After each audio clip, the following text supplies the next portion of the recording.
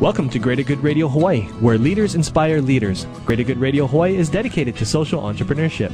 I'm your host, Evan Leong, and with me is my co-host, Carrie Leong. Thank you, Evan. Today's guest is Dr. Rob Robinson. Some of our listeners may be a little familiar with him, as he is an MBA professor at the University of Hawaii.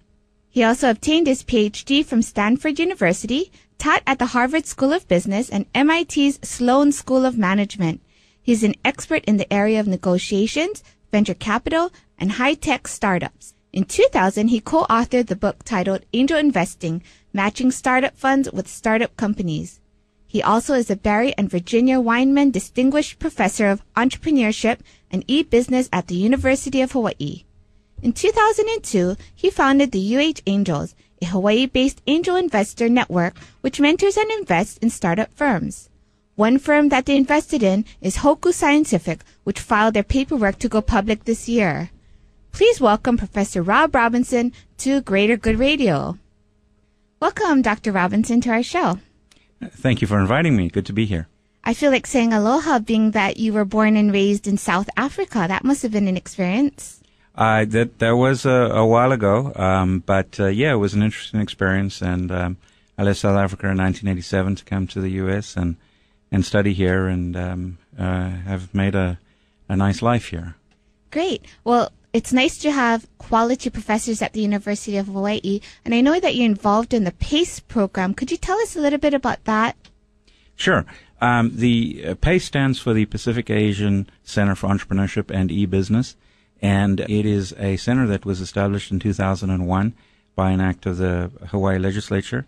We're an entrepreneurship center that's dedicated to rekindling the spirit of entrepreneurship in Hawaii, and we have a number of programs. Obviously, we have an education component. We run a undergraduate and MBA entrepreneurship curriculum. We also have various outreach activities like UH Angels, which we'll talk about a little bit later, the UH Business Plan Competition.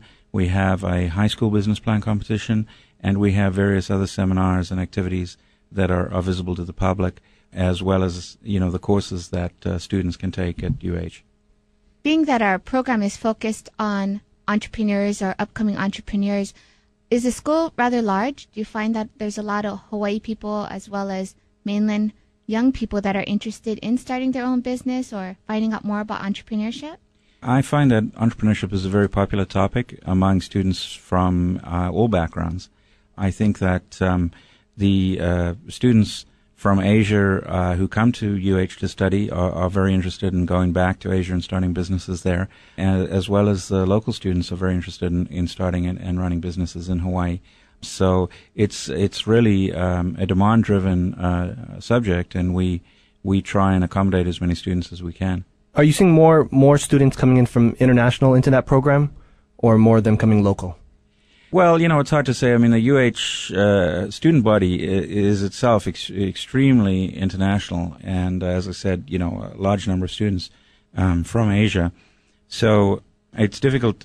I haven't actually sat down and figured out whether or not we're getting more international students relative to the baseline in our program, but we definitely have a good mix of local and international students.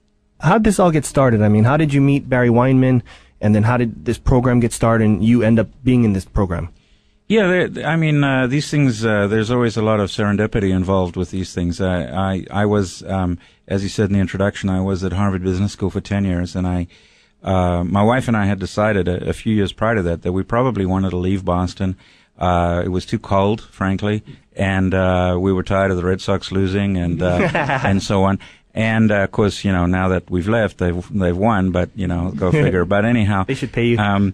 We started looking around, and to be honest, we had no thoughts about coming to Hawaii. We were just looking for opportunities, perhaps on the West Coast.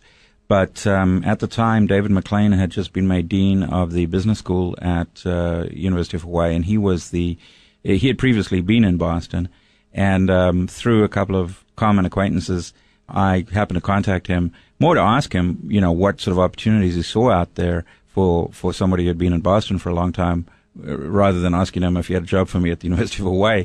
But as it happens, this new center had just been approved by the legislature, And Barry and Virginia Weinman had just decided to donate a chair, essentially, for the center director. And so it was one of those fortuitous timing kinds of situations where David, that is, asked me to come and interview for the position, and then he invited me to come out again and bring my wife, and one thing and another. That seemed like an interesting opportunity, and we decided to take a leap of faith and give it a go. Did Barry Weinman take part in that recruiting process? Did you meet with him and he interviewed you also, or no? Barry and Virginia I only met after I was chosen. Barry was decided to take a back seat during the process. He said that he didn't want to interfere with the academic process, and he had stipulated certain guidelines for what sort of person they were looking for the chair, but he didn't get involved beyond that. And then once I was made the offer, and I came out again with my wife to go house hunting and so on, that's when I met him for the first time. Thanks for tuning in. Stay tuned for more on Greater Good Radio.